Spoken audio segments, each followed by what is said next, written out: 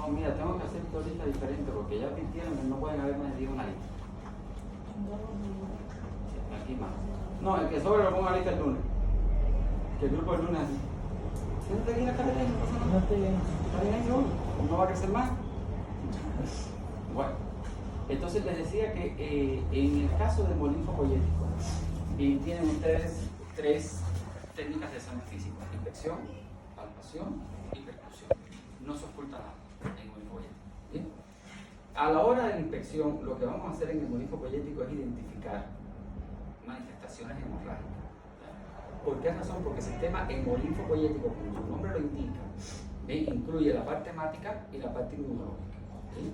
Recuerden que los órganos que forman parte de este sistema hemolinfopoyético son los ganglios linfáticos en todas sus cadenas, el vaso, ¿bien? La linfa y sangre. ¿Okay? Corazón no forma parte del sistema hemolinfopoyético. Entonces, con respecto a las manifestaciones hemorrágicas, ¿cuáles son? Hay tres tipos. Están primero las petequias. ¿Se acuerdan de las petequias? Que son aquellos puntitos rojos y bastante brillantes que no desaparecen a la pitopresión. ¿Qué significa pitopresión? O sea, lo pudiera hacer con un cortoobjeto, pero también con los dedos. Si yo tuviera aquí petequias, yo hago esto, aprieto así la piel y no desaparece. ¿Sí? A diferencia de manifestaciones como el eritema, que cuando presiono sí desaparece lo vascular. ¿Sí? Las petequias constituyen un indicador de un trastorno en la coagulación primaria. Significa que las plaquetas están disminuidas. ¿Dónde pueden aparecer las petequias? Generalmente aparecen en tórax anterior, en miembro superior, pero puede aparecer en cualquier parte del cuerpo cuando son más agresivos. ¿Vale? Entonces, lo que pone en ese caso de impresión sería presencia de petequias en la región tal. La segunda manifestación hemorrágica son las equimosis, que forman parte de las púrpuras también. Las equimosis son manifestaciones hemorrágicas que tienen un borde muy definido y son homogéneos, o sea, la coloración es homogénea. ¿Bien? Vamos a buscar aquí una equimosis para que ustedes se den cuenta de que estoy hablando, no se ve todo bien.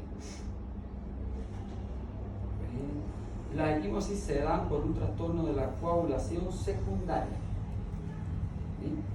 ¿Qué significa por un trastorno en los factores de la coagulación?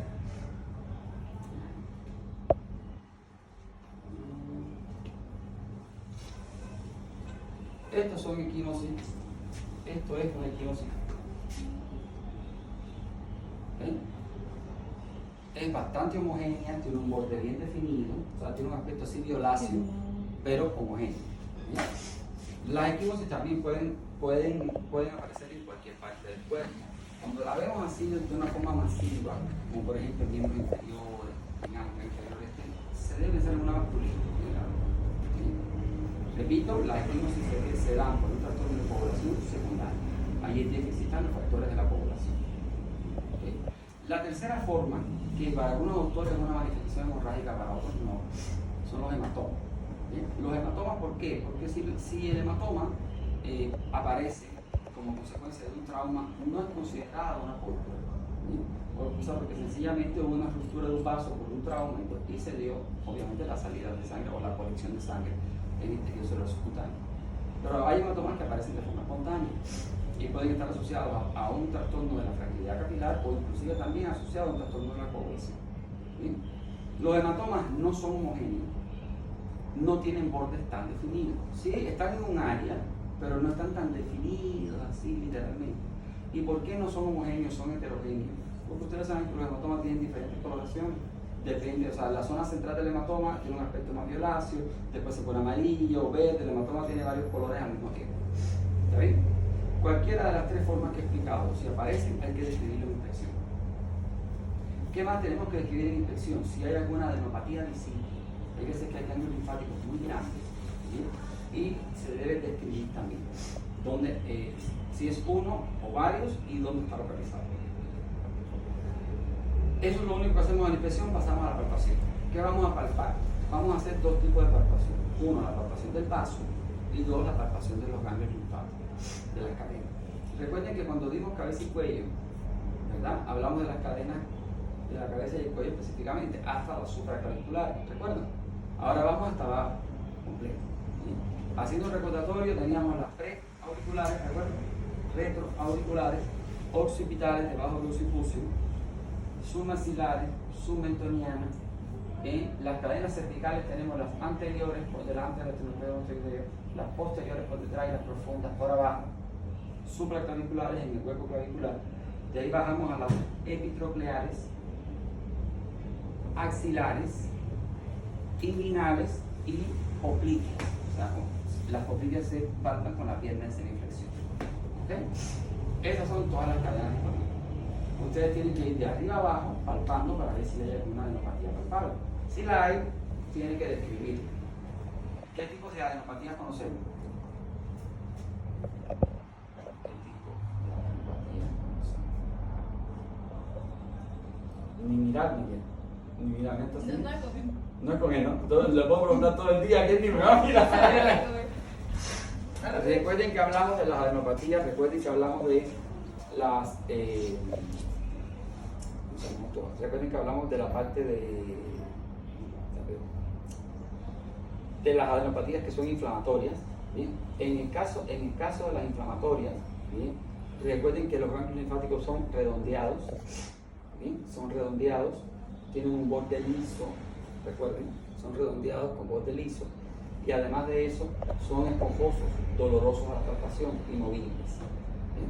Eso significa que hay una inflamación, una infección en la zona de drenaje de esa cadena. Ahora, si los ganglios palpables son duros como la piedra, de bordes irregulares, no dolorosos, no movibles, entonces tenemos que pensar en un ganglio metastásico. ¿Bien? Que implica, por supuesto, un tumor primario en la zona de drenaje de esa cadena. ¿Bien?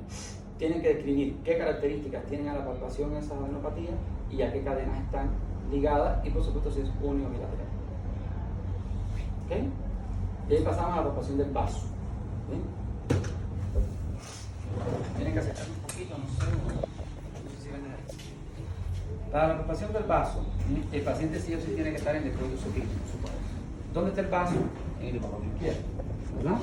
En las salas de simulación tuvieron la oportunidad de palpar una punta de vaso y después una esplenomegalia importante, ¿no? Ahora, la maniobra que hicimos ahí fue la maniobra de palpación del vaso en el decúbito dorsal, ¿recuerdan? Ahora, es la misma que vamos a hacer ahorita, pero fíjense cómo yo primero con la otra mano tracciono la parrilla costal. Usted no se mueva. Tracciono la parrilla costal para ablandar la musculatura, o sea, para relajar esa musculatura del abdomen. Y de ahí miren cuánto ingresa. ¿Ven? Si no se acerca, no puede, ¿eh? Miren. ¿Ven? Si yo no tracciono la parrilla costal, yo no puedo ingresar. No, que la dobleta entera, ¿ven? ¿Cómo?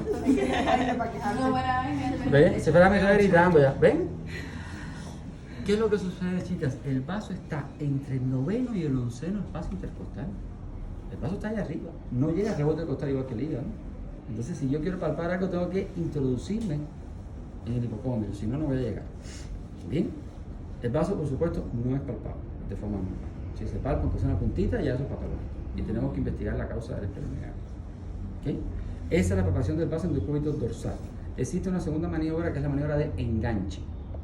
¿Cómo es esta maniobra? Miren, es igual que Mathieu en hígado, pero en el hipocondrio. Enganche. ¿Ok? Dos manos hacen este movimiento y entran en el hipocondrio. La próxima maniobra se llama maniobra de Schuster. Ponte el decúbito lateral derecho.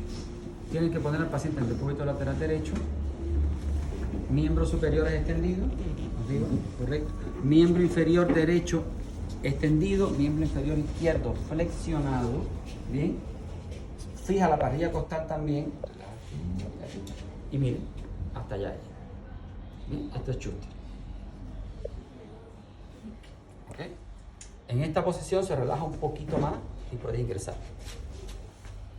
¿Ven? Pero el paciente tiene que estar en esa posición. Eso sería la palpación. Ahora, en la percusión, ¿dónde está el vaso y qué se percute? Lo que se percute es una submatidez. ¿Bien? El vaso, no te muevas ahí. El vaso es pequeñito. Es pequeñito, tiene un aspecto como de un frijol así cortado, es pequeñito. ¿Y dónde pertenece ahorita? ¿Dónde está localizado el vaso? Mira. El vaso está localizado entre el noveno y el onceno espacio intercostal.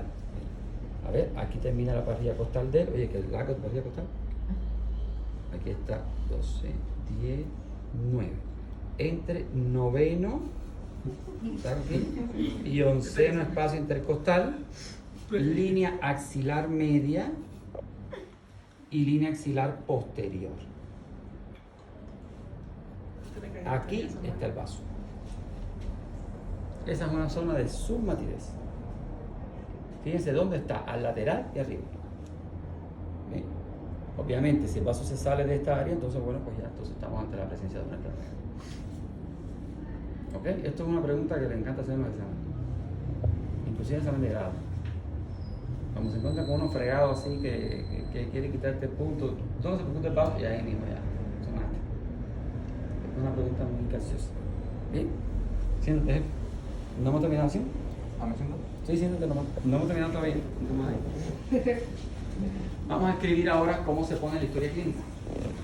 Escribamos.